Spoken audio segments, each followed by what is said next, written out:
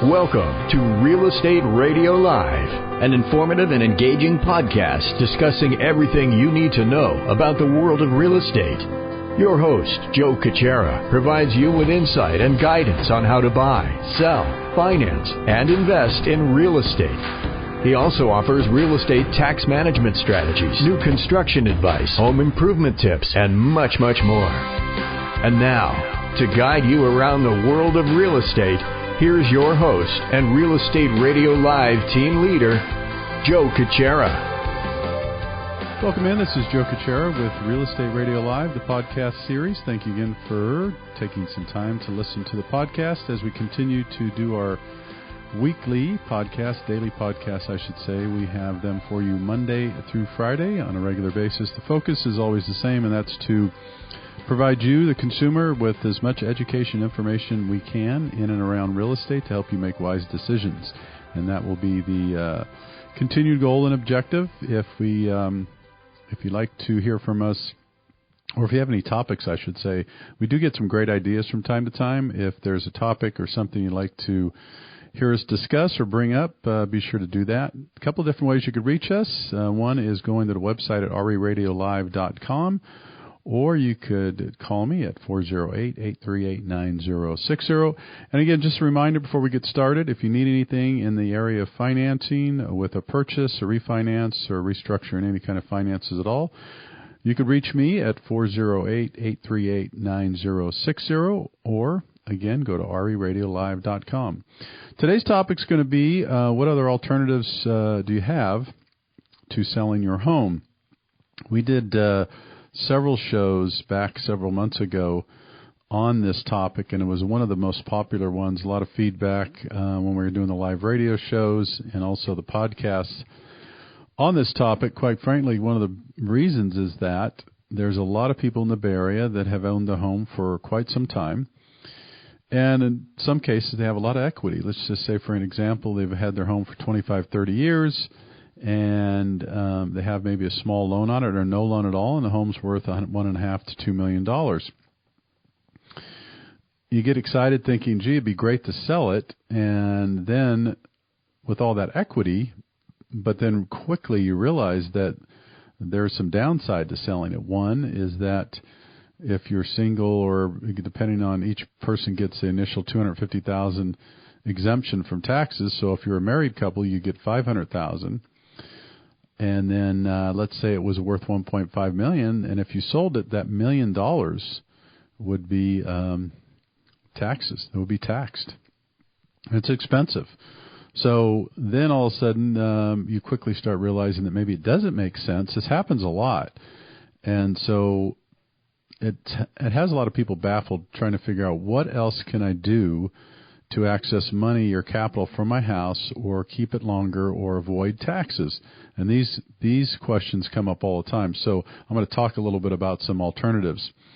One, of course, is if you need to access capital and you have all this equity in your home, you could certainly get a home equity line, or you could refinance and pull cash out. Some of those are pretty simple and straightforward to understand, and that's fine. Depending on the payment, or maybe you're getting older and you don't want increased payments, or maybe you don't want the liability that goes along with that. So some people, depending on the age, 62 or older, have the ability or the option to consider reverse mortgage. And we'll do other shows on those specifically, but a reverse mortgage is just what it says. If you qualify and you have the equity, in this case this person would, you could get up to a mortgage. Typically, sometime you get as much as $625,000. What happens, though, is there's no payment on that. So in this case, let's say this person's home is worth $1.5 million. They owe very little. And let's just say they get a reverse mortgage and they take a couple $100,000 out, and now they owe $417,000 on the home. And it's a reverse mortgage. Best part about the reverse mortgage is there is no payment. So what happens is that $417,000 builds principal each month. And I'll give you an example.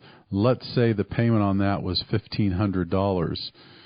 And since the homeowner is not making the payment just gets added, the principal gets added to the loan amount every month. And that's why the name reverse mortgage. So it just really works reverse the way a normal forward-working mortgage does. So you're building and you're adding principal to your balance as you go forward. Now, that's not a bad thing, honestly, if you're in their 70s or 80s and maybe you're short on cash and you don't have much for retirement or maybe pension or Social Security. There's some people that it works really well for. So a reverse mortgage is another alternative. And that's something, if you want more detail, be sure to contact me and we can go into more. So that's one. The other one is, I'd mentioned cash out, a home equity line. That's another alternative. One of the other things that I want to talk about that people are starting to entertain, and initially it sounds a little maybe interesting or, boy, can I really do that? But some people now are thinking about renting their home and going to live somewhere else, or maybe I gave this example several times. I have a few clients that have decided to rent their home, for instance, and because where their home is in Las Gatos, they're getting, I believe, about $10,000 or $11,000 a month for rent, and they owe very little on it. So what they've done is they went and got themselves rented a condo by the beach in I think it was Monterey or Capitola, one of those areas. And basically their renter is paying for them to rent their condo in near the beach while their home is being rented out. And then they're going to decide what to do afterwards. So this is another good plan. If you have a lot of equity in your home and you can rent it out for positive, think about the possibility of going to move or rent somewhere else, someplace you really enjoy. Maybe you like the mountains. Maybe get a home in the mountains for a year, or somewhere near the beach, or maybe the snow, the desert, the wine country, all kinds of different places you might be able to rent. And then it gives you a little time to figure out what you'd want to do with your primary residence without having to take those tax hits. So that's the third. The other option is at the end of, let's say, 2 years, or if you get to 2 years, if you do rent your place out and you show that on your tax returns and it becomes a rental for that period of time, you can then convert that to a 1031 exchange. So now this becomes a more interesting play for you. It's an alternative. So now guess what? If you sell that home, you could take the $1 million and you could move it and you could purchase one other property. You could purchase multiple properties. You could purchase commercial properties. You could take that $1 million and reinvest it in properties without any tax at all now that you've converted that and it's deemed a rental property now. So that is one of the benefits that you could also do. And it's interesting. Some people are starting to really think about this and make this a consideration. Again, if you rent your home out for 2 years, it becomes an official rental property. You can sell it and then take that $1 million instead of taking a tax hit. You could reinvest that $1 million into one or more properties. And remember, you could invest in commercial properties too. Now, some people are starting to think about this. And it depends on where you have your assets, how much retirement you have. There's a lot of variables that go into that. But think about if you don't really need that $1 million and you want to take that big tax hit on it, and you have some flexibility on where you live and what you could do, kind of a neat idea. Again, take the $1 million, reinvest into one or more properties and or commercial. So that's the fourth thing you could do. And of course, the other one is to think about leveraging your property to either buy other properties or do something. And I'll give you an example of that. One would be you own your primary residence. Again, we're talking about the same one for the example of our conversation here in the topic, and that is you take $300,000 or $400,000 out and you buy a second home somewhere, or you buy. I've seen people do this too. They take equity out of their home while they're still in it. They're not paying taxes on that, so then they'll go buy a piece of land somewhere where they want to retire. So you take $200,000 or $300,000 out. You purchase the land, maybe somewhere where you want to retire 5 or 6 years from now, and then you still have that ability. You're not going to get dinged on those until, again, you sell the house. So that becomes your home. Really what it does is it becomes a use for potential capital to invest some of these things that you could do in advance. And these are some ideas to really think about, talk to your financial planner about, talk to your CPA about. I would always encourage those that are listening, before you make any kind of moves like this, you'll always hear me say, consult with your financial planner, your CPA, obviously family members, people that could help you, close people that you have relationships with that might give you some good advice as well. So those are the 5 or 6 things that one could do other than selling their home. Those are alternatives to selling your home, using the capital in your home and doing some different things with your home before you sell it and takes those tax consequences. There's some other things too. We're going to take a quick break. On the other side, there is probably another 4 or 5 things that you may not ever know existed that you could do, rather than selling your home. We're going to talk about some charity, and we're also going to talk a little bit about some loan programs that might, other than reverse mortgages, that might give you a less payment or minimize your payments and give you some more flexibility as well to do that. Okay, before we take a quick break, just a reminder, once again, we'd love to hear from you, and we'd love to have you give us a review. If you go to 𝗪𝗡𝗙𝗪.com or go to iTunes, give us a review, tell us what you think. We would appreciate that very much. This is Joe Cucchiara with Real Estate Radio Live. We'll be back to continue in just a minute.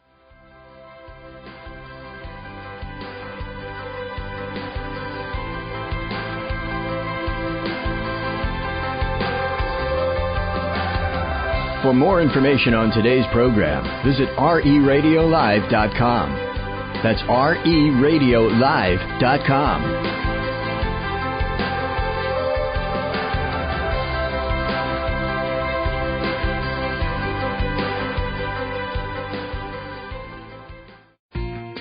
Hi, this is Joe Cucchiara of Real Estate Radio Live. Thanks for tuning into our podcast. We are your go-to resource for all aspects of real estate, including buying, selling, refinancing, building, and legal and tax advice, and much more. You can subscribe to Real Estate Radio Live podcast on iTunes and Stitcher to listen to an engaging discussion about anything and everything real estate. So make sure you get our app, RE Radio Live, in the iTunes store to follow the show. Welcome back to Real Estate Radio Live. For more information on today's topic or guests, just visit 𝗪radiolive.com. That's 𝗪radiolive.com. Again, your host for today's edition of Real Estate Radio Live, Joe Cucchiara. Welcome back. This is Joe Cucchiara with Real Estate Radio Live, the podcast series. Today our topic is other alternatives to selling your home. Just a reminder, too, as we transition into that in this conversation again, if you need any information on financing, if you need some help with a referral partner, if you need a real estate agent, financial planner, CPA, legal advice, anything in and around real estate, please be sure to contact me. I can help you with any of those referrals. We have a host of people who have as our kind of a network of group of people that we work with and we would trust as trusted referrals for you if you need that. You can contact me at 408-838-9060 or again go to 𝗪radiolive.com. All right, we will continue talking about alternatives to selling your home. What other things? Real quickly, in the first part of the podcast, I talked about some of the things you could do. You could pull equity out of your home, take cash out, do a home equity line to access money. You could do a reverse mortgage. There's also people that are considering renting their home out and then going to rent somewhere else temporarily to see if they like it or not, or if they want to sell their house so they could offset some, not be hit with those taxes. The other option is then to rent your place out and it becomes a rental.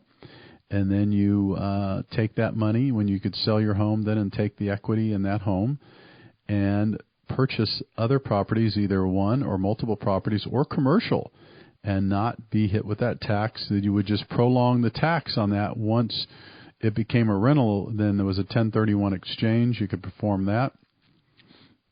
And then you could continue to grow assets that way. And again, not get nailed on the taxes until such time that you wanted to sell and keep that money and not keep reinvesting.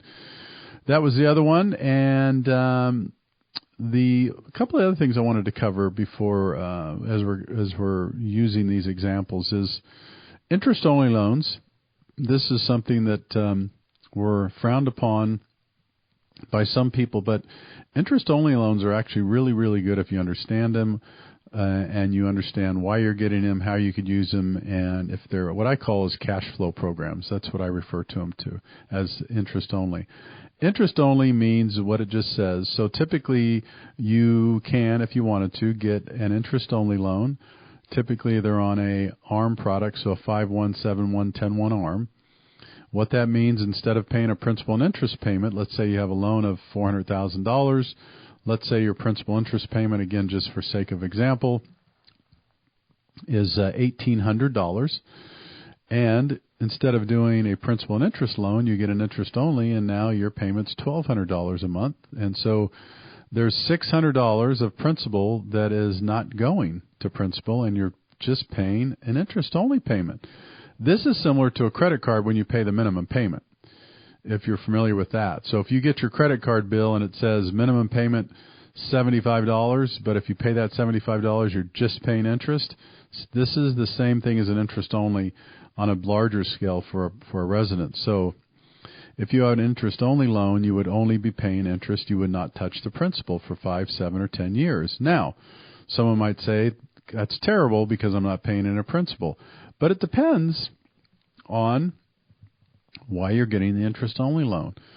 Here's where I see people benefit from interest-only loans. One is that they're a business owner, small business owner, or they like the idea because, they run their business, the idea of cash flow. They like the idea that they don't have to make principal payments, but guess what? You can make principal payments without penalty with those types of loans. So you do see some of the benefits there. I also see very wealthy people that manage a lot of money and that are doing very well for themselves. Believe it or not, I see a lot of very wealthy people take interest-only loans. And someone might say, well, that doesn't make any sense. Why would they be wealthy if they're taking a loan like that? Because the perception is it's not a smart loan. But that's not correct. What you'll see with a lot of people that know how to handle money and the ins and outs of money, they may take an interest-only loan because they like the idea of using cash in other ways with investments. Maybe instead of that $600 or $800 a month they would be making towards principal, they put it in different investments, or they do different things with that money to make them money in other areas. Now, I know, again, that sounds a little strange for the traditional person that says, I want to get a loan and pay it off and pay principal and pay interest and pay it off, and that's fine. But these interest-only programs are really referred to as cash flow programs. That's the way I would consider them. Now, if someone is interested in interest-only loan, when they ask me about them, what I'll do is I'll ask questions. Why are they looking at an interest-only loan?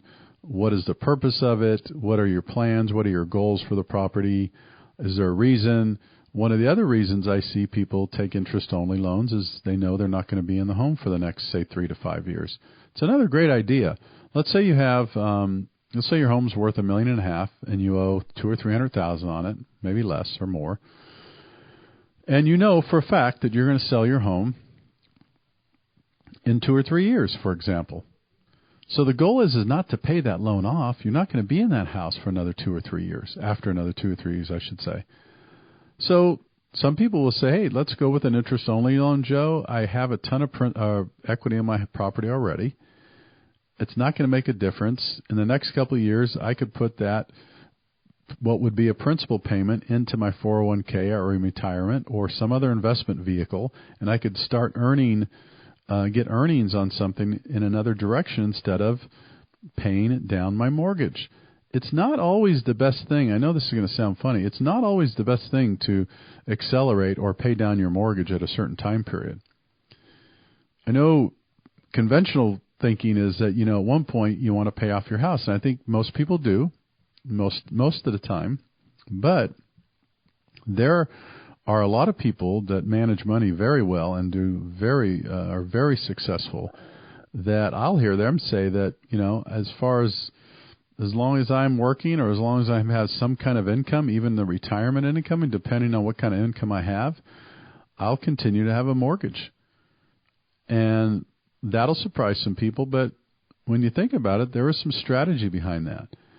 If you're still in your 60s and your 70s and you still have a business or you're slowing down but you're still making a fairly good income, guess what? That write-off, as it is right now, your interest on your mortgage and your property tax, those are 100% tax deductible. So if you've slowed down and you're still older but you're still making a pretty good income each year, and all of a sudden you aggressively pay off your mortgage and now you have no tax write-off for a mortgage, that's not necessarily a good thing for some people. For some it might be. But these are the reasons why people take these types of loans. And this is another alternative to selling your home. So the interest only. The last one I'll talk about, which is really very unique, and you need to really get more details on it. I am certainly not an expert at it, but I know that people do it. There is a way that you could take your property actually and sell it, and put it into a charitable trust or use it for charitable reasons to offset taxes or to avoid taxes as well. I don't know the details behind it, but I've had a couple of people I've interviewed that specialize in this type of thing. And there are some creative things, some creative ways that you could avoid taxes sometimes by doing that as well. So that's really kind of a review of, I've mentioned really 7 or 8 different things that one could do as alternative to selling their home. So what the point I want to get across before we finish up today, no matter what you do, before you do it, plan the best you can. Sit down, figure out what you're trying to accomplish. I always tell people put the pen or the pencil to paper, and the reason for that is because it's not emotional.